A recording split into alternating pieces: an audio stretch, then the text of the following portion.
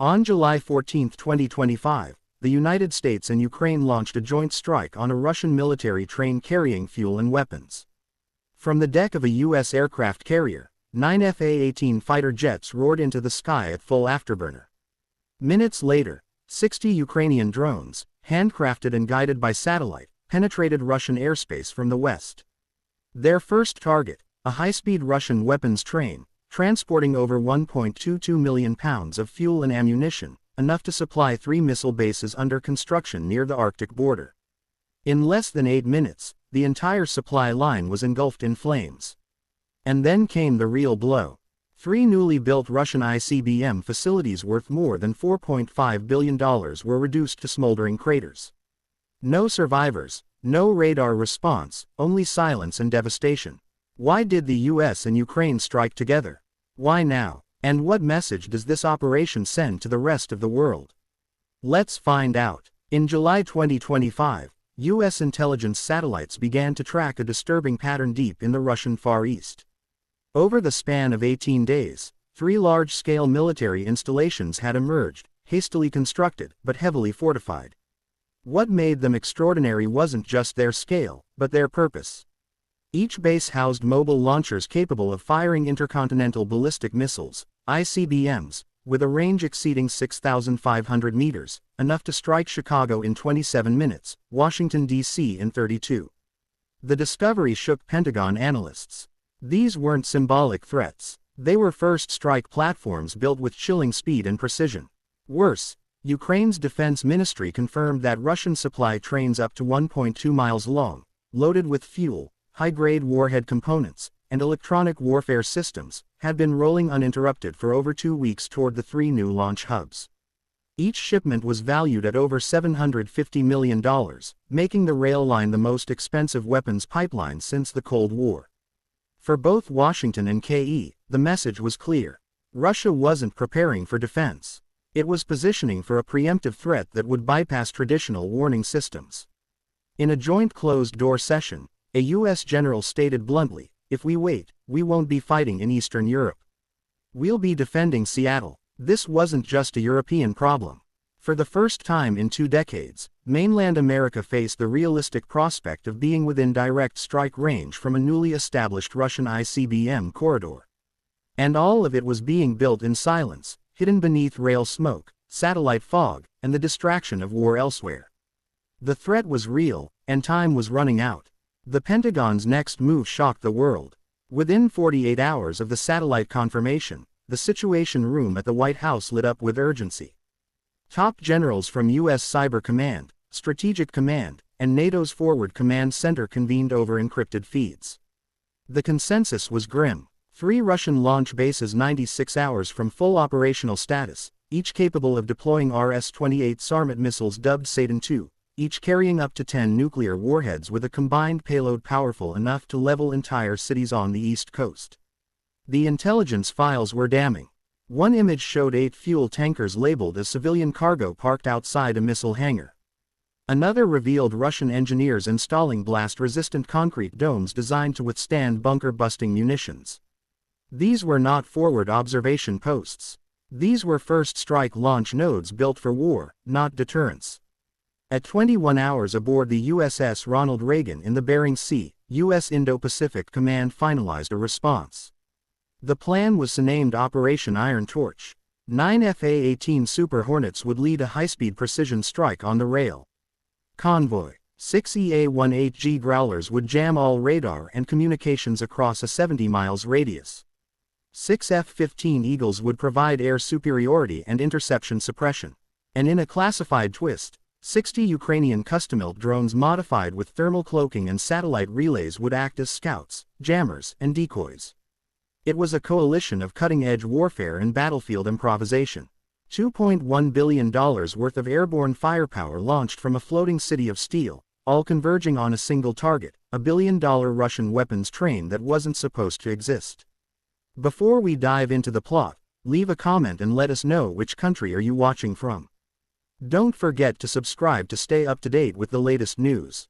The countdown is on. At 0237 a.m. Moscow time, July 14, 2025, the dark sky over eastern Russia erupted, not with thunder, but with the scream of jet engines and the hum of electronic warfare. The first to arrive were the 60 Ukrainian drones launched from hidden forward positions in western Ukraine and eastern Poland. Small, homemade in appearance, but deadly by design. Each drone cost less than $10,000. Yet, they penetrated a multi-billion-dollar Russian air defense grid and began jamming radar frequencies in a 50 km arc. The sky flickered with static. Russia's surveillance system went blind. 6 EA-18G Growlers flying just 300 feet above the treetops lit up the spectrum. Their ALQ-28 receivers detected and neutralized Russian early warning systems within 72 seconds. Russian command tried to activate backup targeting radars only to find them looped in a decoy feed created by the drones. Then came the kill team. 9 FA-18 Super Hornets, each armed with AGM-54 joint standoff weapons and GBU-53B Stormbreaker bombs locked onto the coordinates of the moving Russian train convoy.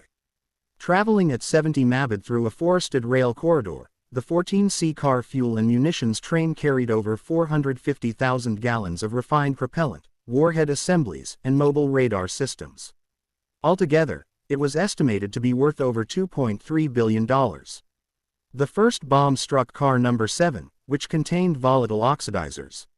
The explosion triggered a cascading detonation along the train's length, creating a fireball 300 feet high and a shock wave that shattered windows in towns 15 miles away. On thermal satellite feeds, analysts watched as the fire engulfed the forest. 2.7 square kilometers scorched in 11 minutes. The temperature at ground zero exceeded 200 degrees Fahrenheit, hot enough to vaporize steel.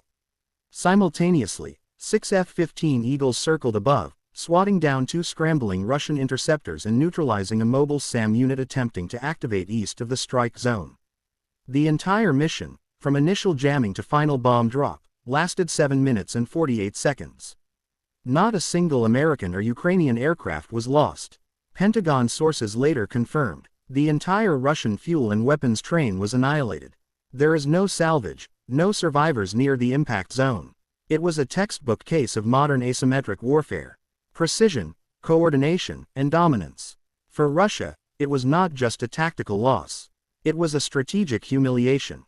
For America and Ukraine, it was a signal. We still own the sky.